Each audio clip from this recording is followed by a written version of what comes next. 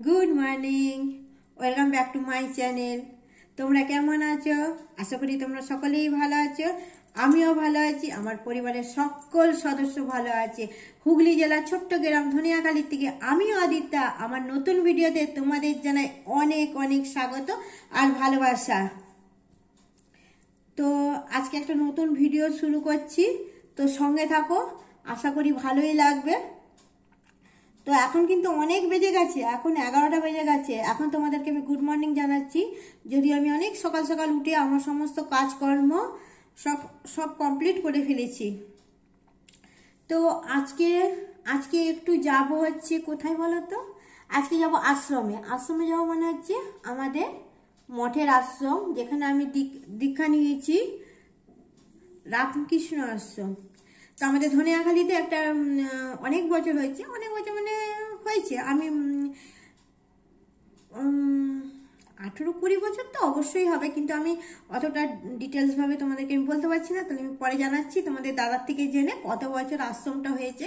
কিন্তু আমরা অনেক বছর আগে আশ্রমটা তৈরি হওয়ার পরেই রামকৃষ্ণ মিশনে মানে সারদা মায়ের দীক্ষা নিয়েছি।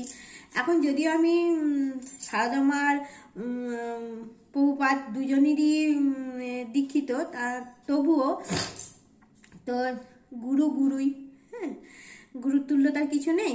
তা আমি সব দিকটাই বুঝিয়ে রেখেছি। তো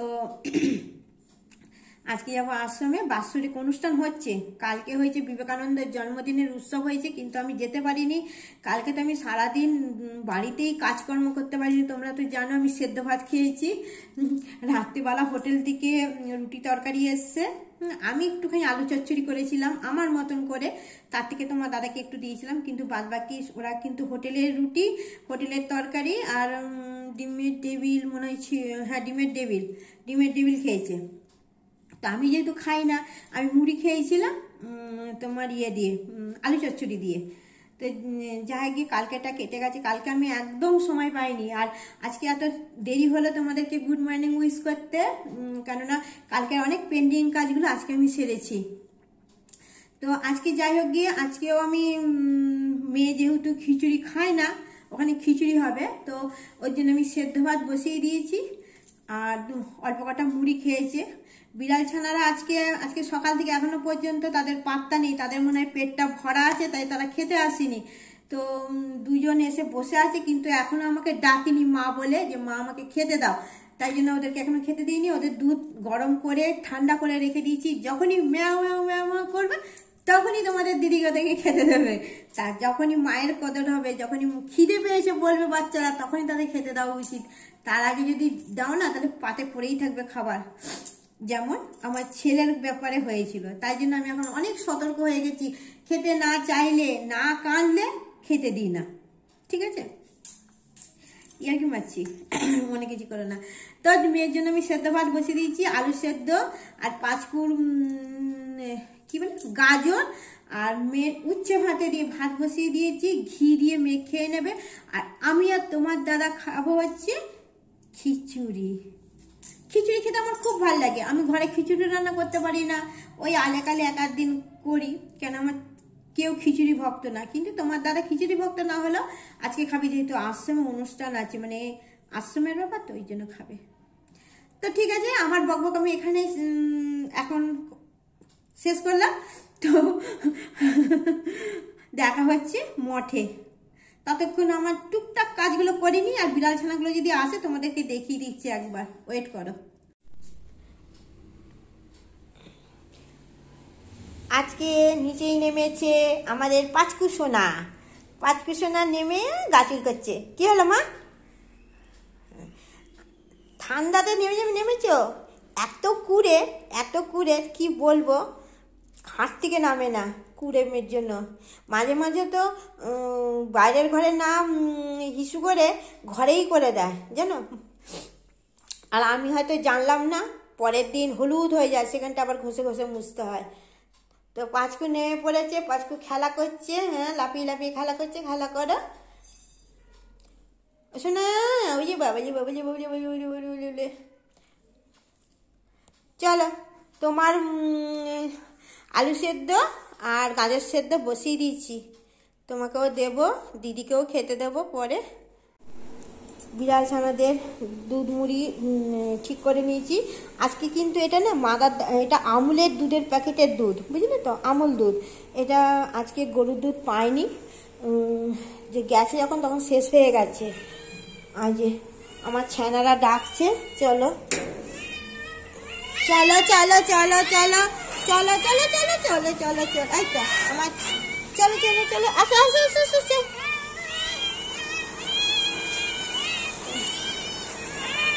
अरे बाप रे, আচ্ছা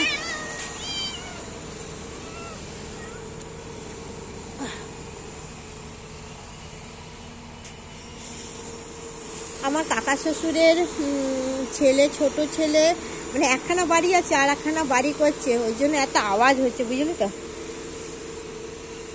চলো দেখি এবার আমি তৈরি হই, যেতে হবে তো, 12:30 বাজে।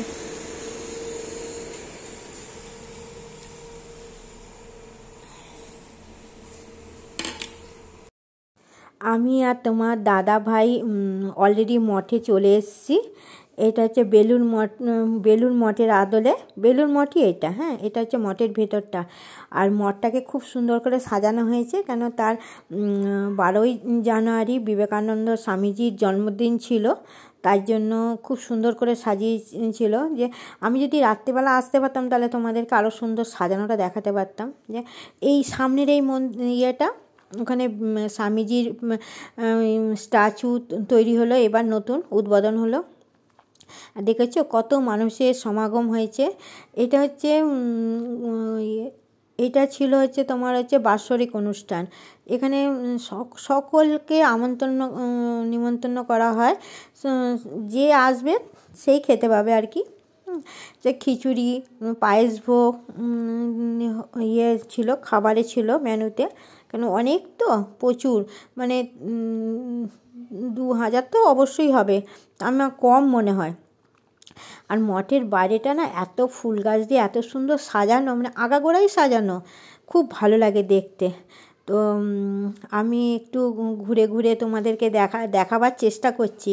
আমি তো অত ভালো ক্যামেরাম্যান নয়, তাও যাক যেটুকু দেখে তোমরা বুঝতে পারছো। এই দেখো স্বামীজি, এবছর স্ট্যাচু, এই মূর্তিটা উদ্বোধন হলো, খুব সুন্দর লাগছিল।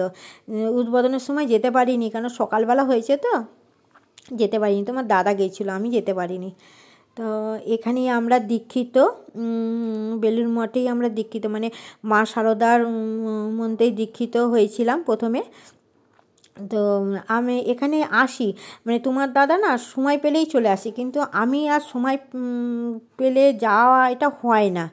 তো এই দেখো আমার সেজো যা, যাকে আমি মা বলি, আমার সেজো যা পরে গেছে, ওরা হেঁটে গেছিলো, দিয়ে আমি ওদের সাথেই আসছিলাম। আর সামনে না সেই দিদিভাই, যেই দিদিভাই বেড়াতে গেছিলো, এই দেখো। গুড ইভিনিং বন্ধুরা, এখন বাজে সন্ধ্যে 8টা। তো আজকে কিছু রান্নাবান্না কিছু সেরকম কিছু করিও নি, তাই শেয়ারও করিনি। তো বলছে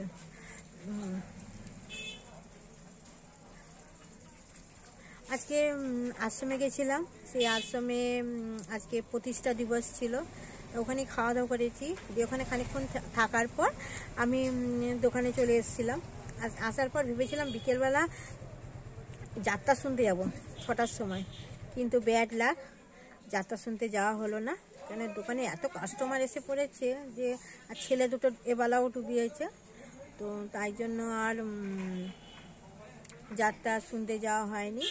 তো আমার বকবক আমি এখানেই শেষ করছি, আর বেশি কিছু বলবো না, কেননা এই রাত 8টার পর আমি গিয়ে আর কিছু রান্নাবান্না করব না। আমার জন্য একটু আলু সেদ্ধ দেবো, আলু সেদ্ধ দিয়ে পাউরুটি আছে, শশা দিয়ে খেয়ে নেব। যদি সময় পাই তো দেখাবো তোমাদেরকে, নাহলে দেখাবো না। আর তোমার দাদা ছেলে মেয়ে সব হোটেলে রুটি তরকা খাবে, আর কিছু বলার নেই। তো আমি, তোমার দাদা হু হু করছে, তো হু হু করে যাই করো, আমি কিছু করতে পারবো না। সে গিয়ে 1 কাপ চা খাবো, 9টার সময় গিয়ে চা খাবো, চা খেয়ে আমি পাউরুটি খেয়ে শোবো, আর উঠবো না। সেই কালকে সকালবেলা দেখা হবে। তা আজকে তো ব্লগ কিছু সেরকম হয়নি, তাই যেটুকু করেছি সেটুকুই দেখো আর একটু লাইক দিও।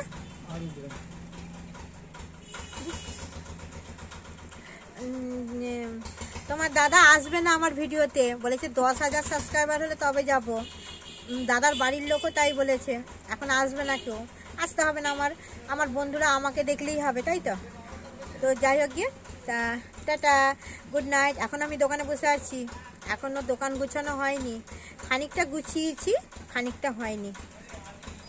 টাটা, বাই, ভালো থেকো, সুস্থ থেকো।